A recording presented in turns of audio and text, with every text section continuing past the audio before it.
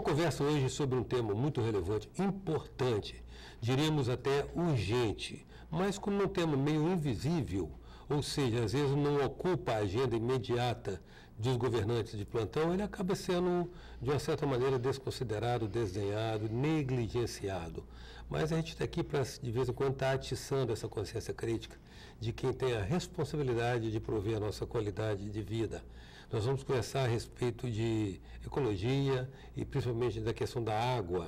A questão da água que deve ser um fator determinante nesse século XXI, das disputas por territórios, das brigas entre países e da garantia da nossa vida, né? Porque a água é vida. Onde tem água, tem vida.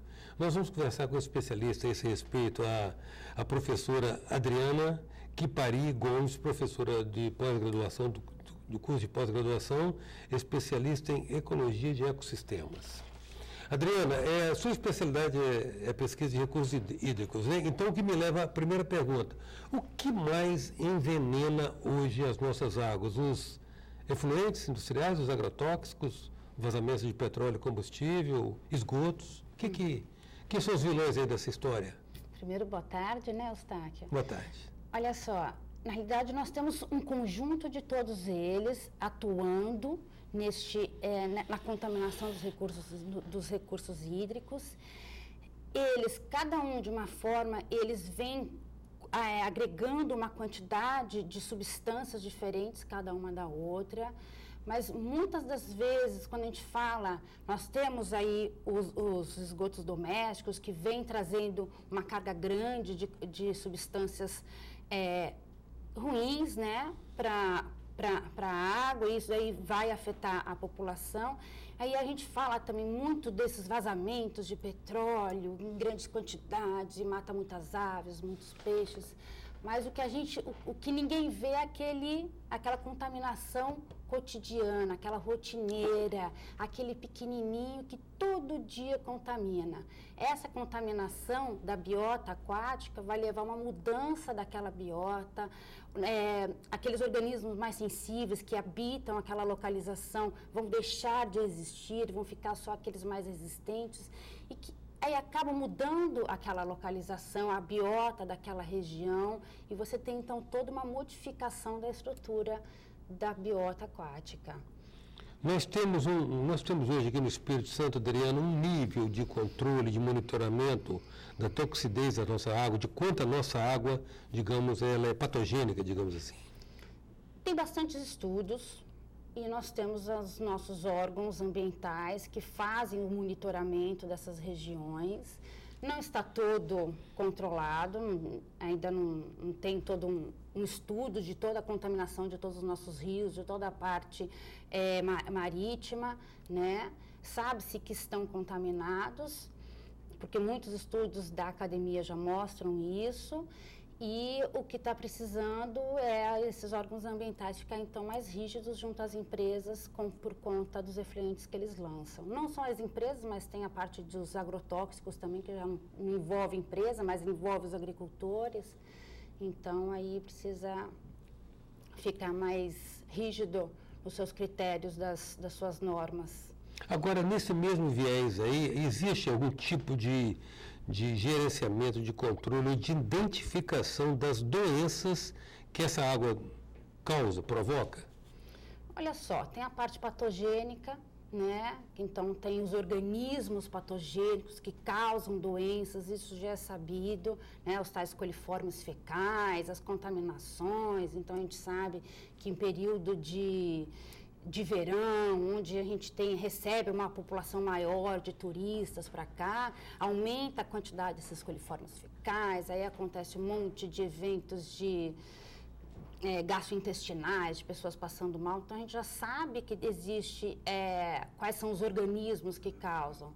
Agora, a gente precisa da parte ambiental, estreitando mais Essa parte, então, dos coliformes, tudo aí a gente já cai para dentro dos esgotos domésticos, né? Então, a gente precisa, então, um estreitamento das normas e a parte do governo em fazer todo um saneamento básico.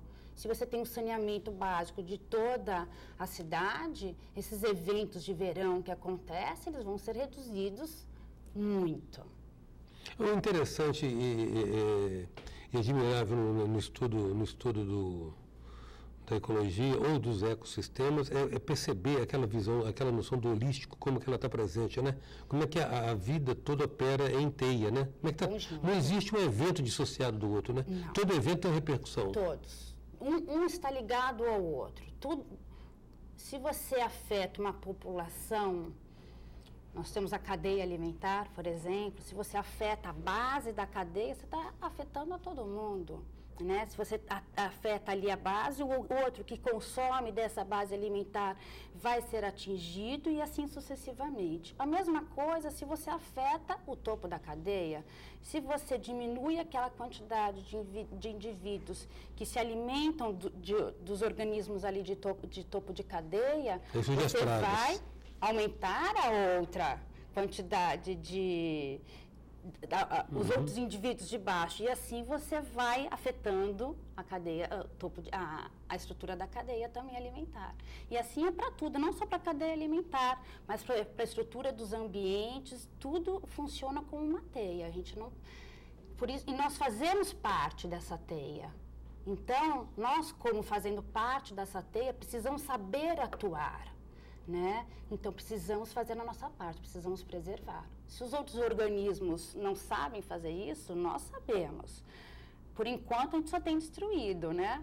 Alguns tentam preservar, então temos todos trabalhar em conjunto para preservar, porque moramos todos no mesmo local. Adriana, nós temos um problema hoje no mundo, que é um desafio enorme para administrar e conciliar com a agenda ambiental. A questão do descarte do lixo, que, de uma certa maneira, resulta de uma cultura de consumo que prioriza, ou que privilegia, ou que valoriza o descartável. Aliás, disse que hoje quebrou, joga fora, inclusive relações pessoais. Troca a pessoa, porque aquela relação, às vezes, não se tem mais a cultura do investir no resgate da relação. Mas, no que diz respeito ao consumo especificamente, está muito assim, muito one way. Nós adotamos a cultura do one way. Só que isso tem que ir para algum lugar, né? E aí? E aí temos que voltar o caminho, porque... Fazer a engenharia reversa. Tem que ser feito, porque ou então vamos trabalhar realmente no reaproveitamento desse lixo. Já que nós estamos com uma sociedade tão consumista, né? Nós precisamos dar um jeito nesse destino final. Muitas vezes a gente vai passando de um para o outro, né? Então, uns mais favorecidos passam para o outro. Então, eu comprei uma televisão nova, eu passo lá para o fulano que tem menos condição, mas daqui a pouquinho a televisão dele também vai quebrar e vai para o lixo. Então, não só todas as televisões, todo o nosso lixo, a nossa garrafa de refrigerante que a gente toma vai para o lixo, a do suco também vai para o lixo, né? O saquinho, o papelzinho da bala, vai tudo para o lixo, e isso a gente já é bem conhecido, que os plásticos demoram muitos anos para serem reabsorvidos pela natureza, tudo, então, para serem decompostos, né? Então, precisamos criar outras empresas, outros artifícios que utilizem-se desse lixo para gerar energia, para gerar outros produtos, e assim a gente tem que fazer um ciclo. Porque na natureza nada se perde, nada se perde. Na natureza nada se perde, nada se cria, tudo se transforma. Então, nós precisamos transformar em algo útil isso que nós estamos jogando no lixo. Né? Porque, já que nós vivemos nessa sociedade consumista, ou nós mudamos os produtos que nós produzimos, aí entra a ciência produzindo novas embalagens, novos aparelhos que tenham uma degradação mais rápida, ou então a gente também tem que utilizar esse lixo para alguma coisa. Agora, só ir para o lixo. Adriana, você está lá na academia. A academia gera conhecimento que, teoricamente, deveria ser aproveitado pela sociedade para intervir na mudança dessa sociedade. Né? Mas parece que esse muro continua existindo e esse muro tem uma identificação, claro, o interesse econômico sempre é imediato. Ele é sempre imediato e não tem como não dizer isso, não estou ideologizando a questão, mas é um interesse individualista, né? É um interesse regido pelo conceito do salve-se quem puder. O interesse econômico esbarra numa visão, por exemplo, de conjunto dos interesses maiores da sociedade. Agora nós temos, por exemplo, a questão da poluição do ar. Tem dados recentes da Organização Mundial de Saúde atestando que, sim, poluição atmosférica causa câncer. Sim. Né? Há uns que sempre alegam, mas isso até então não estava cientificamente provado, agora está. E daí? Como é que você vê, você lá da academia, de dentro dos muros da academia, vê o mundo aqui fora operar sob outra lógica? Nós temos que atuar em cima da realidade. A pesquisa não pode viver num outro mundo, numa bolha. Nós temos que atuar em cima da realidade. Então, estamos com problema de poluição atmosférica, então precisamos resolver, né? Então, vamos verificar a parte da pesquisa. Então, quais são os efeitos, aqui muito já está se estudando, quais os efeitos da poluição sobre a população, sobre a parte das plantas, sobre os animais. A gente estuda os efeitos. Com base nesses nossos estudos, nós temos que mostrar para o governo, para os órgãos gestores, de que o nível da poluição, do jeito que está, ela tem que ser diminuída, porque está causando tais e tais danos. E a academia, junto com as empresas, porque a academia ela pode gerar produtos. Ela não vai só gerar pesquisa para mostrar quais são os dados, como é que está a situação. A gente pode gerar mecanismos para que a gente possa intervir nessa poluição. A gente pode...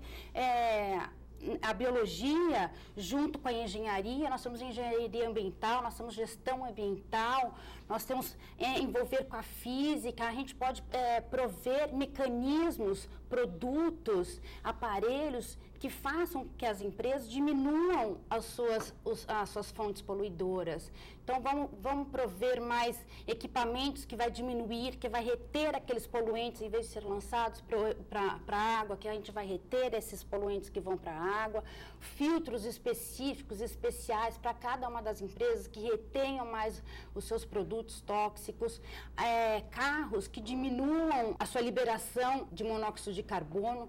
Então, eu acho que dessa forma, a academia pode trabalhar junto com as empresas. Então, a gente não só mostrando os resultados de como é que está a poluição, eu acho que nós temos que mostrar soluções para eles. Então, a gente mostra os mecanismos de como a gente pode gerar filtros e outras coisas que diminuam a poluição, e para isso a gente precisa de investimento, né? Então, as empresas podem investir na academia para buscar essas soluções. O governo, por meio de programas de pesquisa, de incentivo à pesquisa, eles investem na pesquisa, pedindo, então, produtos específicos aí para a academia, né, que possam, então, diminuir a poluição. E aí os órgãos ambientais têm que ficar cada vez mais rigorosos nos seus critérios, nas suas normas, para que eles forcem as empresas a diminuírem a sua poluição. Tanto ela que seja uma poluição atmosférica, uma poluição via os efluentes que eles lançam no ambiente aquático. Eu acho que dessa forma a gente consegue trabalhar em conjunto. Adriana, agradeço muito sua presença aqui no nosso 9 Minutos. Grato. Muito obrigada, Eustáquio. Eu gostaria de aproveitar a oportunidade de divulgar o nosso evento, que é o 14º Congresso de Ecotoxicologia Brasileira, que vai ocorrer em setembro, de 23 a 26 de setembro, em Guarapari, onde nós vamos justamente discutir, que o tema do nosso evento é essa união entre academia, gestão e empresa, de uma forma para inovar os nossos conhecimentos e poder realmente aplicar tudo isso que é desenvolvido. Em 9 minutos, a gente contou com a presença da especialista em ecologia de ecossistemas, professora do curso de pós-graduação da UVV, Adriana Kipari Gomes. Até já. Sou passageiro.